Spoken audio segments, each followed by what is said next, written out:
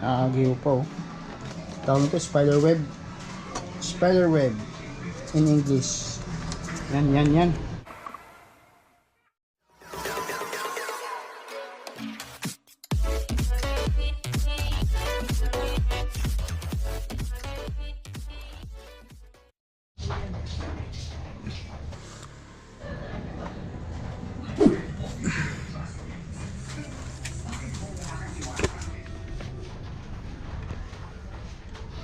Walang display, may backlight.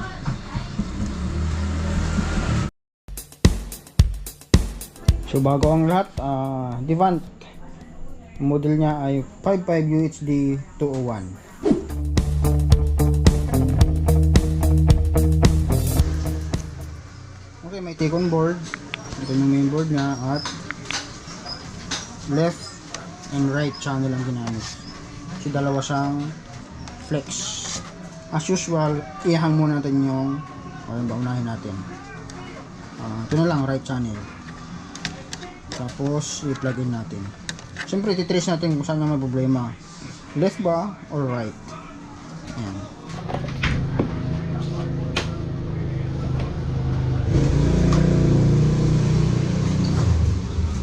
Okay, may power na. Ayan natin at iangat natin. Ayun, ganoon pa rin. Wala pa rin display. Okay, plug out muna natin. Dito muna tayo plug out. Balik lang natin tong hinang natin muna. Yan, lang natin yung kabila.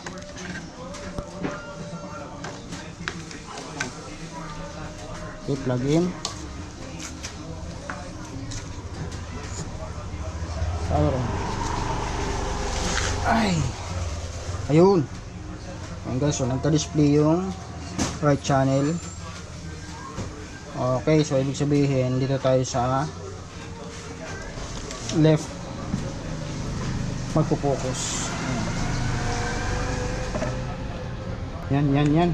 I-trace muna natin kung saan yung ibablock natin yan. So ganoon pa rin, tape method, cutting method. So tape method na lang yung gagawin natin.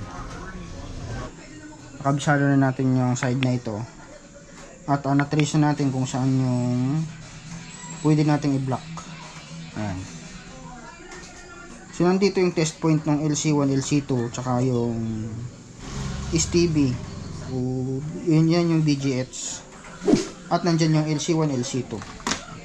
At i-try muna natin guys ay block yung LC1, LC2. Tapos i-testing natin.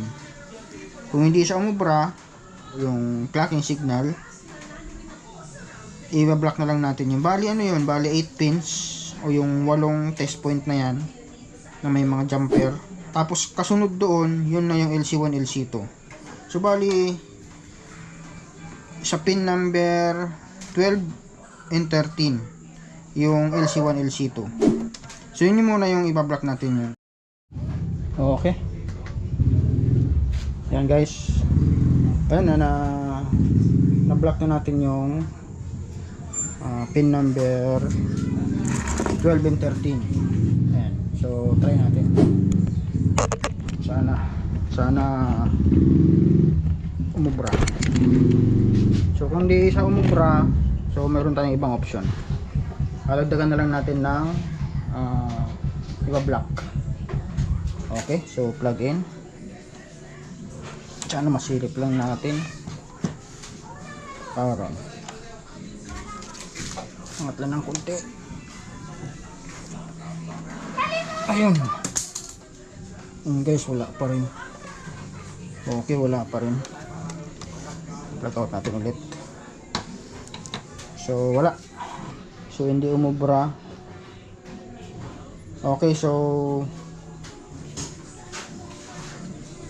dagdagan na lang natin guys. So siguro try natin naman i-block yung ano ba yan? Uy, may nagkarwas pa. Okay, balik tayo. So ito, nagdagdag tayo ng na-block. Tayo natin. So bali 19 pins guys yung ating na-block. So ito pa yung tape hindi pa natin natutupi. So hindi pa natin kabit. So kakabit na lang natin. Ayan. Tapos testing natin. May nagkarwas kasi kaya na tayo nakapag-video. So yan, babalik na lang natin. Tapos testing natin ulit. So ito, sana gumana guys kasi okay, yan na. Okay, plug in. Tanggalin muna natin yung ano natin, microscope para maangat natin ng mas maingki.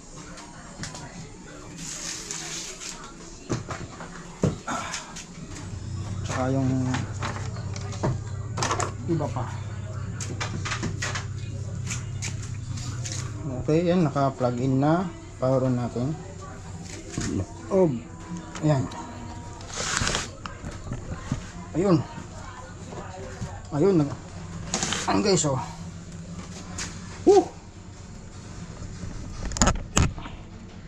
ayun, lumitaw. So ayan na siya. Yun lang, may hairlines dito sa side na ito.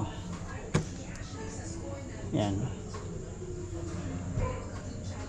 So di bali at least may lumabas pa yung display niya. Yan. Magaspang pero try lang natin lagyan ng signal. Yan. Okay. Cluster ulit.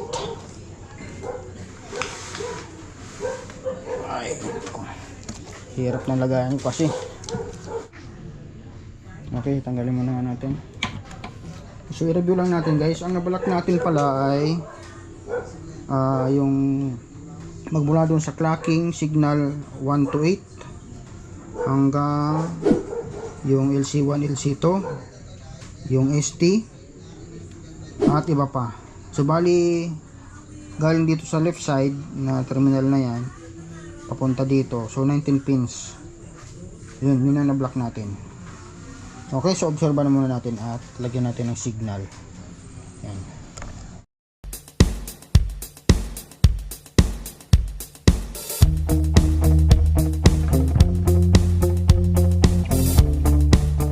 Okay.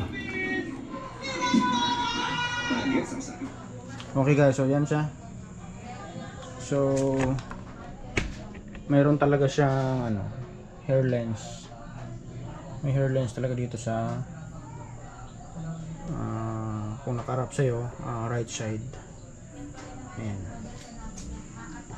So di bali at least na napanaman natin na recover pa yung LCD.